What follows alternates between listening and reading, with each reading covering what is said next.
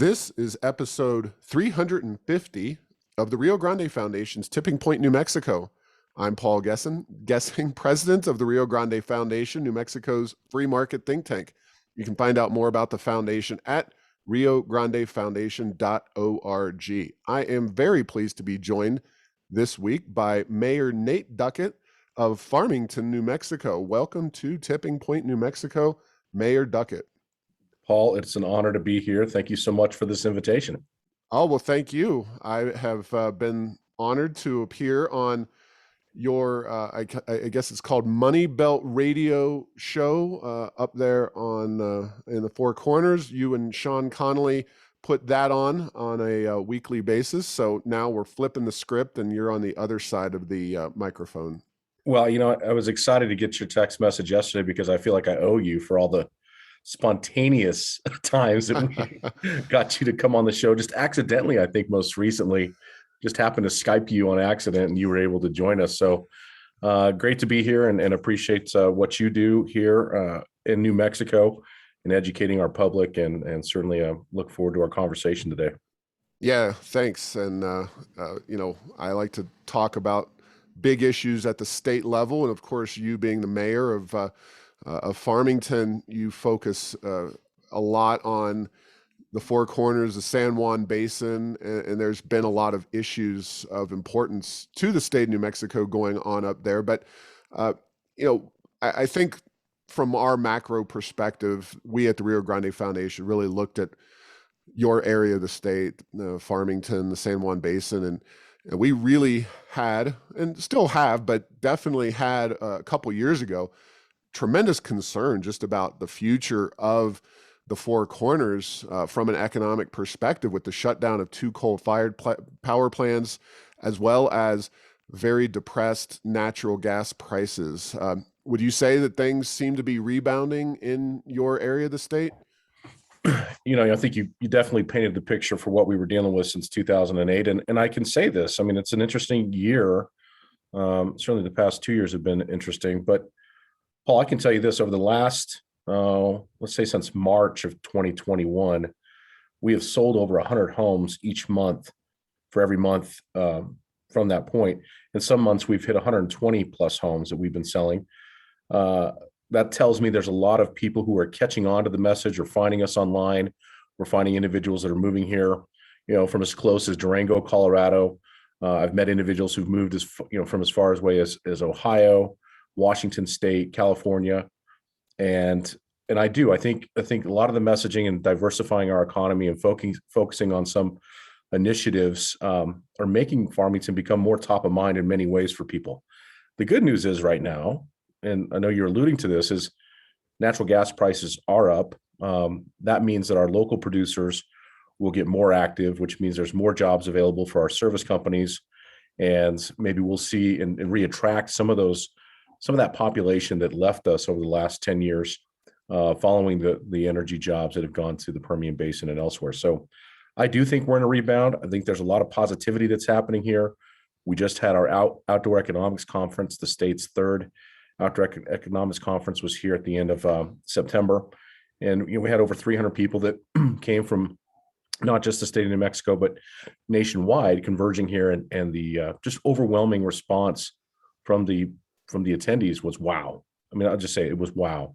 Look at what you guys are doing here with this beautiful renovated civic center. Look what you've done with your, this beautiful downtown streetscape. Farmington feels like a place that's on the move.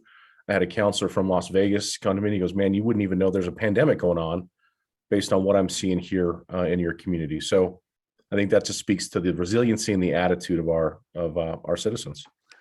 Well, thanks to your leadership and leadership of others, and some geographical distance, you've been able to ignore the governor and her diktats a little more than others. So that always helps. But let's talk about the housing market up there real quick, because, Sure. Obviously the pandemic did change the way people work. Your area of the state, and all of my friends up there know that I really enjoy going up to the Four Corners. It is geographically beautiful, and if it's not mountainous enough or there's no skiing, you've got Durango right up the road, which is a great place to spend time, not to mention the train and all the other cool things. And you're just an hour away from all that neat stuff. But uh, are you doing anything specific as a city to try to lock in those opportunities that have arisen thanks to the pandemic? I mean, obviously the job situation, if you're coming from California, is not as it's not as simple as just go find another job. But if you're making California wages in Farmington, New Mexico, you can afford a pretty sweet house and all the outdoor activities that you can set your mind to. Are you doing anything to try to make sure that your area, the Four Corners, can really keep those gains going forward? I think, Paul, the groundwork was laid, 4 or 5 years ago that really incorporated our realtors, and incorporated our tourism division. Obviously the Chamber of Commerce and Four Corners Economic Development in it. I think that what we're seeing now is the results of a lot of that groundwork that was laid, where we were bringing everybody together on this singular message that the Four Corners and Farmington particularly, as a place where outdoor lovers and active families can thrive. And we are looking for individuals who, if you're in California and you have an opportunity for a location neutral job, there's not a better place to be if you love the outdoors than to be here. Right now, this past month, the median house price that was sold here in San Juan County was $210,000.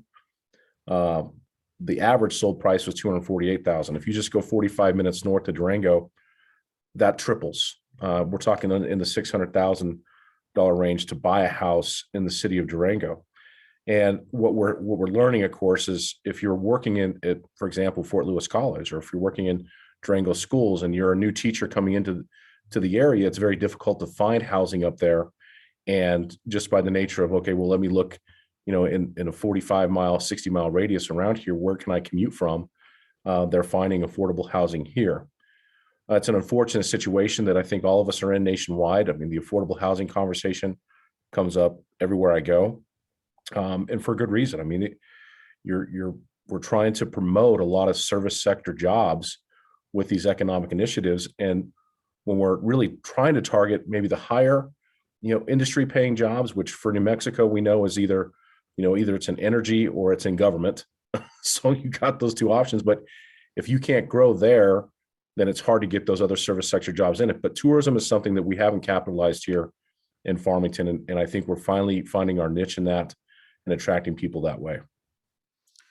Yeah, and there is a lot to do in the outdoors, and I know that's a point of your kind of mayorship is trying to promote that.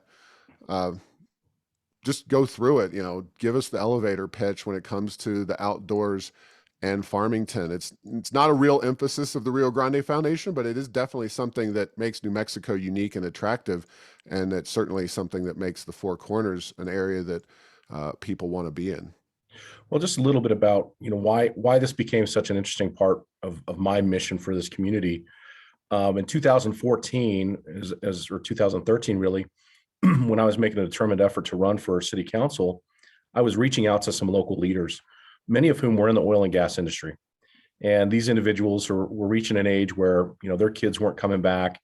They didn't think there was going to be, much left here in the San Juan Basin because of the winds of change that were occurring. And frankly, they looked at me and said, why would you want to run for city council now? The Farmington heyday is over. And I had to look at it from my standpoint as an individual who obviously, grew up here, loves the area. My wife is a labor delivery nurse. I owned an insurance agency at the time. And I thought, man, if we don't have some attitude change and start thinking about ways that we can attract people, there won't be babies being born at San Juan Regional Hospital. There won't be people who need insurance, which means we're going to have to move somewhere else or figure out, what else we can do.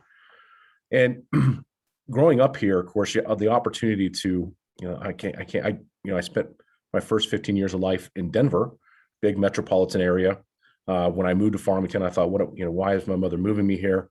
This is going to be awful. But the freedom that you have in areas, certainly where there's a lot of public land, benefits people of all ages. And in high school, we had the opportunity to go four-wheeling every day after school.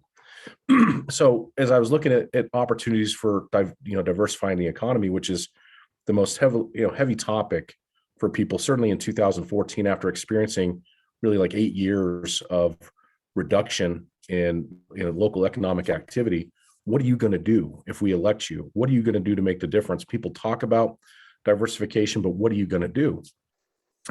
And we just started looking around, and I recognized that we have, all the energy that we've been extracting out of the ground over the last 100 years, Paul, and I know you know this, we're 100th anniversary.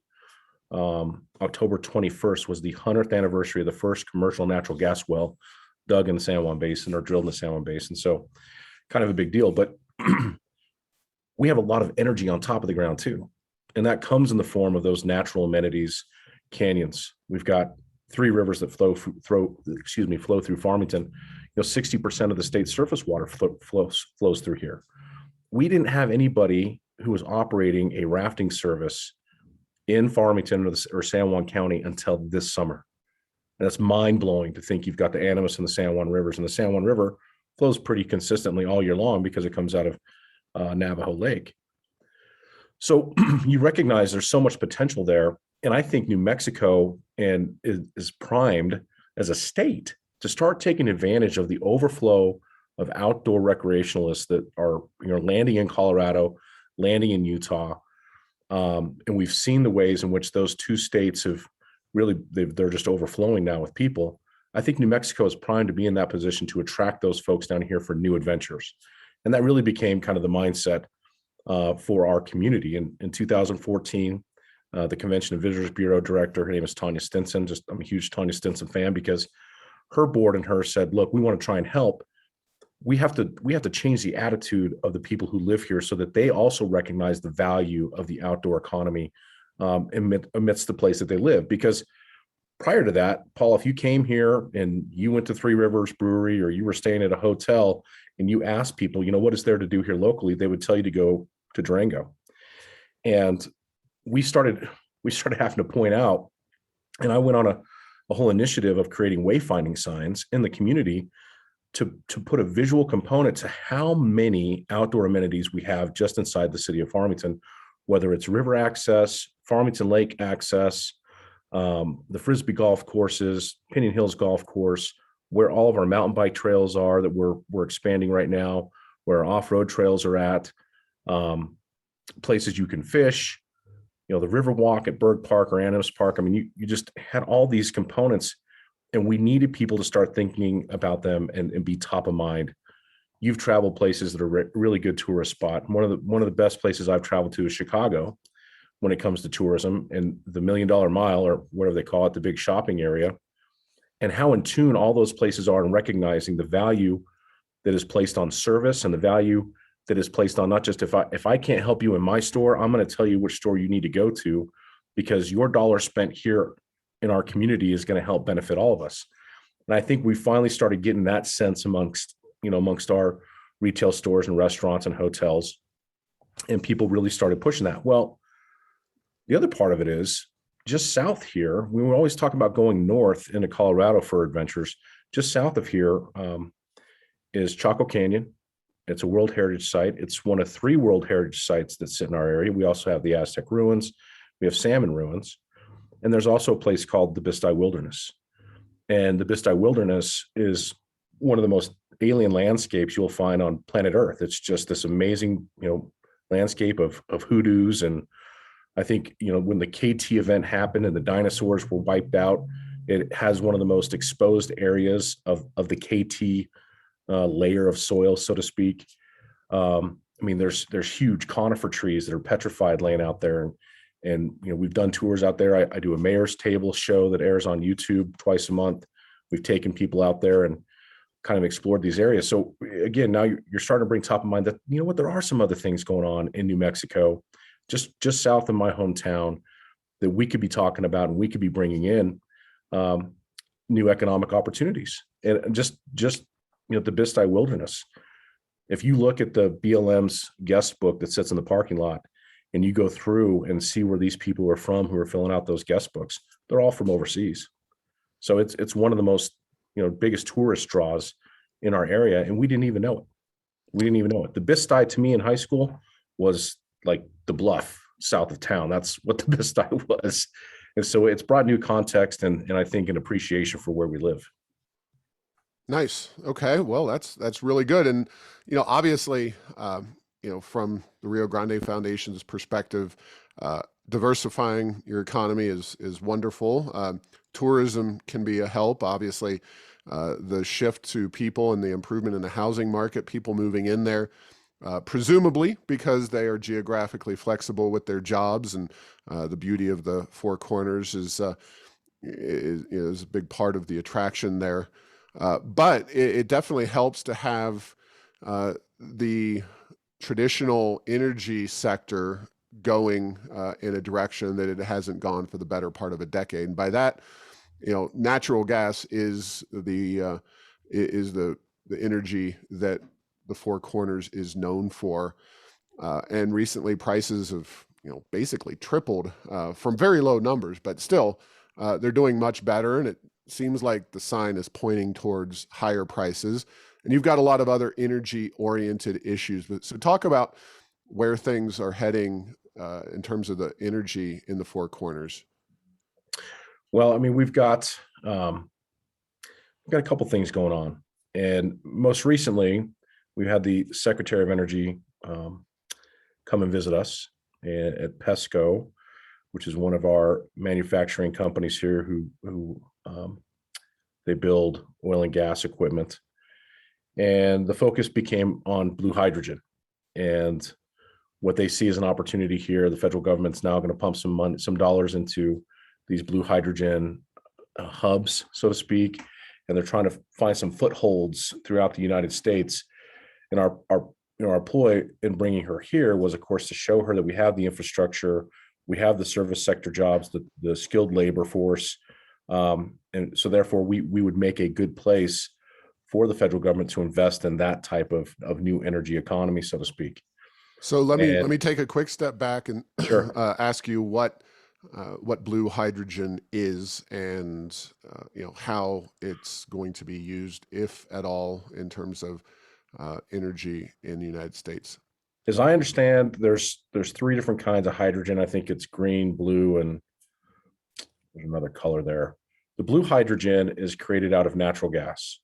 And so you take an Albuquerque company like Biotech, and PESCO manufactures Biotech's components for their hydrogen manufacturing units. And they take the natural gas, and through a process, they create hydrogen out of that. And then they sequester, this is what makes it blue hydrogen, they sequester the CO2 that comes out of the process of making the hydrogen out of natural gas. Which for some folks is a problem, as you know. I mean, they're environmentalists who, in my mind, are very myopic in their view and understanding of how the energy world works, and our demand for energy is not going down. And in many places, it's increasing, and we're going to need some fossil fuels.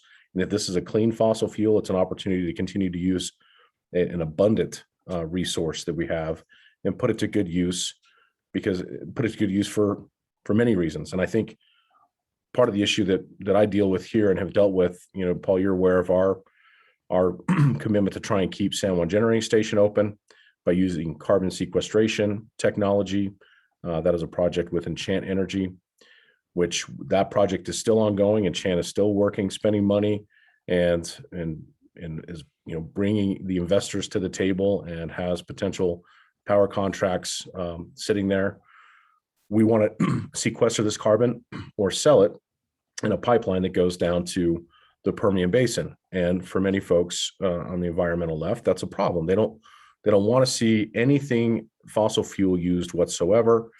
They don't want to see it sequestered for fear that it will seep out of the ground at some point, and they focus, exclusively on renewables like wind and solar, which are intermittent power sources, as you know, only work when the wind is blowing or the sun is out. Yeah. So, do you know how hydrogen will be used? Is it supposed to be for electricity generation? Is this something you're going to put in a car? I think they're looking at it in that broad scope. Okay. I think they see it from the standpoint of transportation and certainly for power grids. Okay. So in biotech, the machines that they're building, I think their vision is you could see these portable hydrogen creating machines set up in places that would be similar to gas stations, and people be able to fuel their vehicles and go from there. I It's see. pretty And interesting, though. It's an interesting component to me because of, the federal government is a proponent of carbon sequestration. Obviously the 45Q tax credits that they've created through the IRS for individuals or companies that are investing in carbon capture projects. And then, you break that off, and now it's a hydrogen component as well that they're also, pumping money into. I would like to see us get the San Juan Generating Station project done and see how that works, because I believe that, overseas, we're going to see more coal-fired power plants built. China right now is, I think they said they're going to have to see their production cut in a third because they don't have enough coal. The cost of coal has gone up so high that the industrial companies and manufacturing companies can't afford to run their plants right now. So they're having to cut power for a third of the time, which is going to, just continue to escalate this supply chain issue that we're facing. But I digress.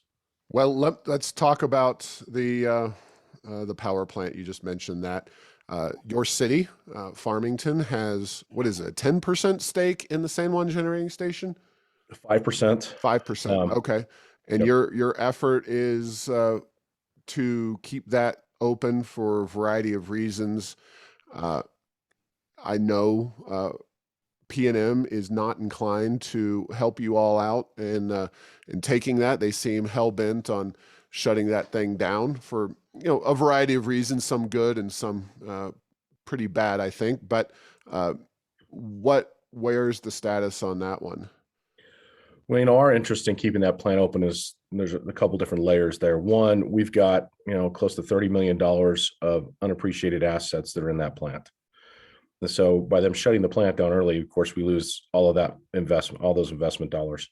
43 megawatts of power that come out of there are used here for our customers.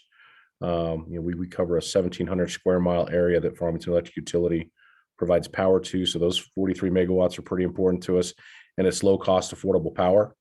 And if we can keep it operating, that means we don't have to build new generating capacity, or we don't have to buy off the line. And buying power off the line continues to get more and more expensive because of the intermittent components to it and the lack of baseload power that we really need to keep the grid stabilized. And then the third thing is the jobs for our local economy, for the Four Corners economy. And the fourth thing is about the school district. Central Consolidated School District is one of the poorest school districts in the United States. It covers a very huge area, much of which is on the Navajo Reservation. And the facility there at San Juan Generating Station is certainly at Four Corners Power Plant. And of course, they shut down the power plant in Page, Arizona. Those are huge tax generators, school tax dollar generators that provide for those students there. So we see it as an opportunity there to kind of save the world, so to speak, here locally by saving 1,500 jobs. That project is not going as fast, obviously, as I, from my perspective, as fast as I would like to see it come to fruition. But I also didn't throw a worldwide pandemic into the mix. And so the front end engineering study that's being conducted won't finish, I believe, until the first quarter of next year. Don't hold me to that number, but it has been funded. The federal government, through the Department of Energy, has helped fund that project, as well as the portion that Enchant Energy is into as well. There is some, we have invested as a city probably about $2 million in this project thus far.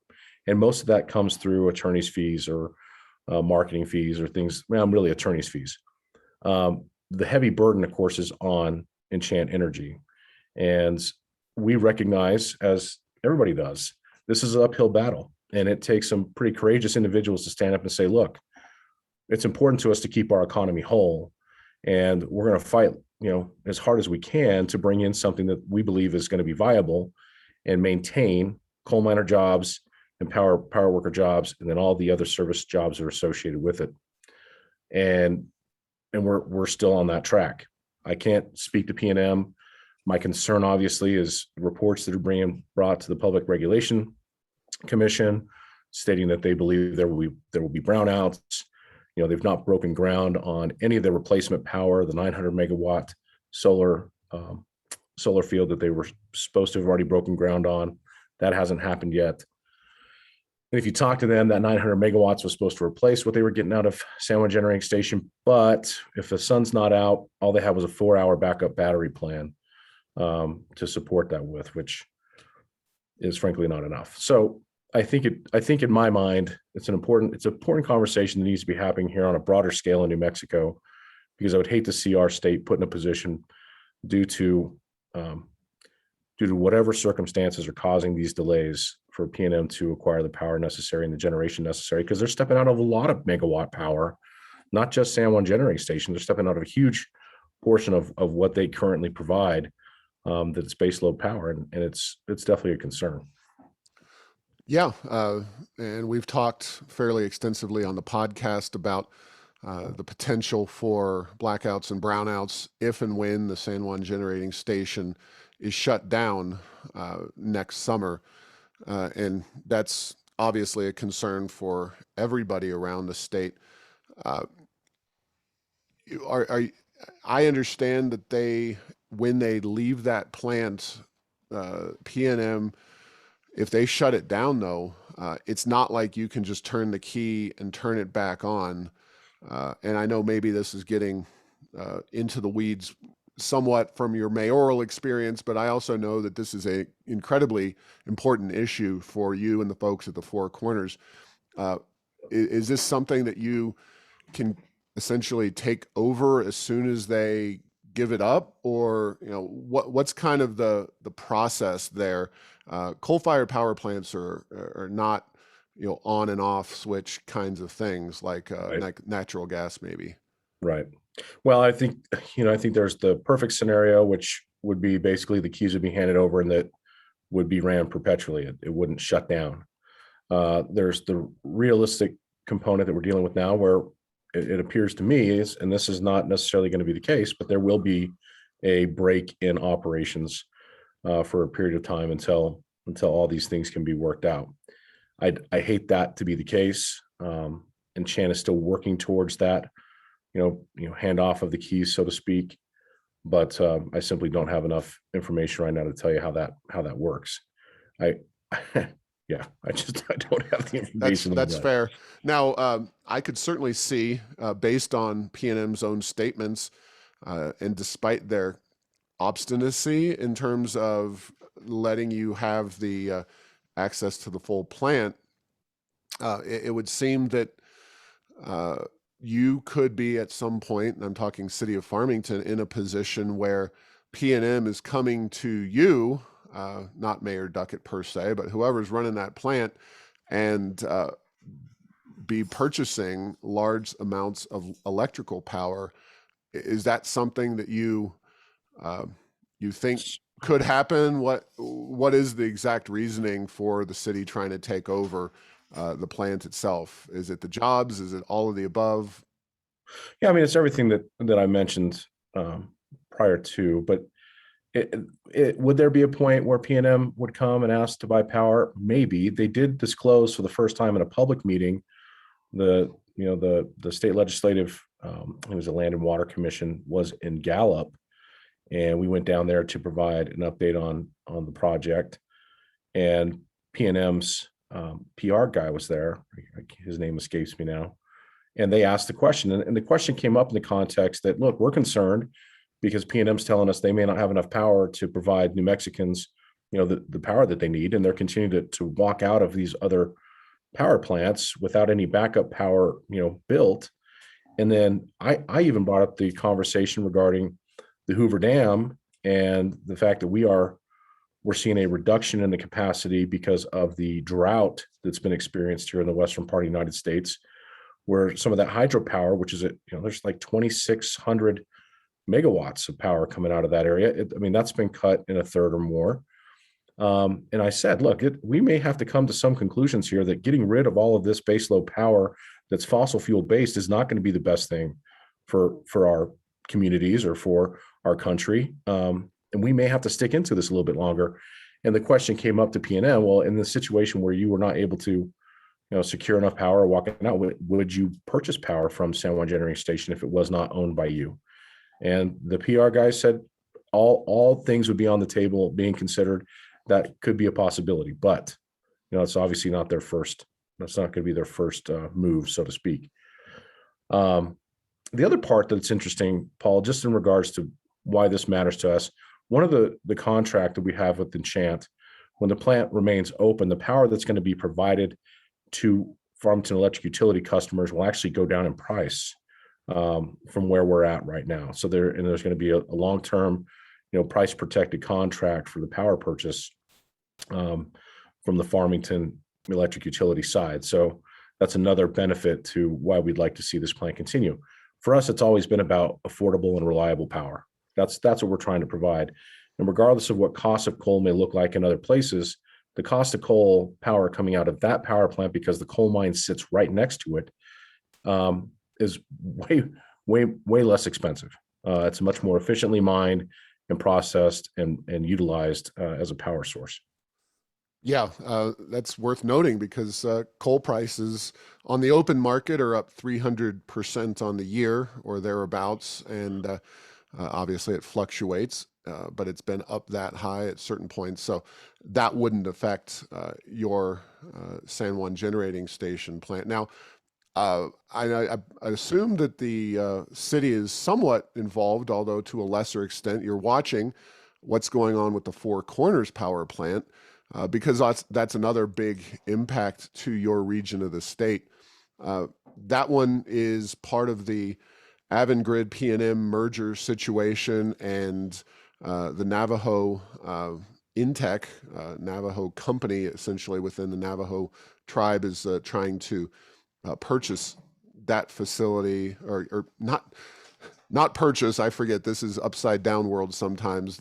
They're being given, including lots of cash, to take the facility off their hands by a combination of PNM and others. So how important is that facility to your region, and where do you see that discussion going over the next few years? Yeah, I mean, it just stacks on what we're already concerned about losing from San Juan Generating Station. And certainly from the Navajo tribe perspective, in my mind, if I'm in a position of power over there and trying to make sure that I'm taking care of my community, those jobs are critical. 40% of the jobs at San Juan Generating Station are Native American. That's a big deal. Those are high paying jobs. That's a lot of dollars flowing in and out of the nation. And I have to think it's a higher percentage, of course, over at Four Corners Power Plant and in Page, Arizona, where that plant shut down as well.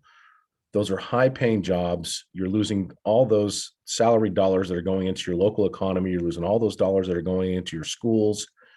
And frankly, your workforce, those individuals who want to work, are going to find somewhere else to go. And so now you're losing that tax base as well. And when the ETA was passed, and if I'd have been on your show then, I've been raising Cain talking about this point, is this idea that PNM is going to provide $20 million to retrain a workforce is mind-bending to me. I mean, we're talking hundreds of millions of dollars of local salaries and tax base that flow annually. And for $20 million, they think they could have bought off Farmington's, support for the ETA bill. And that would never be the case. I would much rather have the jobs that supports the local economy and schools and families so that they stay in New Mexico. And when I brought this conversation up to individuals who sat on one of the commissions that we presented to, I called every single commissioner, so state legislative people. I called them. I received one call back from, I think he was a senator out of Albuquerque. His name escapes me now. And he says, "Why don't you just retrain your workforce?" And I said, "Senator, what would you like us to retrain them to do?" "Well, I don't know." "Well, what other jobs could you here in New Mexico move laterally from if you've been a coal miner since you stepped out of high school? What other job can you move laterally into that's going to provide you $100,000 a year job?" "Well, I don't know." And then he proceeds to tell me that he was in New York and was a city manager in upstate New York, and they had a auto plant closed down where they lost 15,000 jobs. And so He said, we lost 15,000 jobs, so these 1,500 don't mean that much to me. And I just think it's incredibly naive in a state that only has 2.1 million people and is already 50% of its population sitting on Medicare and Medicaid. We're very poor, that this individual doesn't appreciate 1,500 jobs staying inside of his state, supporting the state's economy. And it really gets me, Paul, because I'm here trying to attract people to this area. And I recognize that the reason we have brain drain and we're sending kids to college, or we're training nurses at San Juan College, and those people then leave after they get their education and go other places where the economies are better and there's more opportunities for their families. And that conversation is lost on these individuals, and it's disturbing. Yeah, well, it probably was Senator Candelaria. He was the, I No, it believe, wasn't Jacob. Oh, okay. Jacob was the guy calling me, telling me, Mayor, I will give you everything. Just support us. And it was creepy and strange. Well, I will just not comment on that particular point. Though Jacob became known as the senator from PNM during the Energy Transition Act debate in 2019. Of course, this was the bill that set in motion all of these issues. It's the one Governor Lujan Grisham pushed through, the Democrats in the legislature supported. And if and when we have blackouts, not just in 2022, next summer, in the heat of the summer, we have the Energy Transition Act to blame. And there are more abandonments of traditional power sources to come, not the Four Corners we just talked about, that's 2024, but also PNM is getting out of Palo Verde nuclear power because somehow nuclear is no longer clean enough, and they're doing that in 2023 and 2024. So the knock-on effects of the Energy Transition Act are just beginning. Of course, your area of the state is the canary in the coal mine, so to speak, at least economically, and it seems, at least thankfully, natural gas has rebounded, tourism. The pandemic has been something of a blessing to get people moving in there. So things are looking up, though, overall. Well, I can tell you this, Paul, year to date, and our year starts July 1 for gross receipts tax reporting. And this is the first year that we've had online sales tax that's supposed to be fully reported for the areas where the point of sale takes place. We're actually up 22%, almost 23% to last year.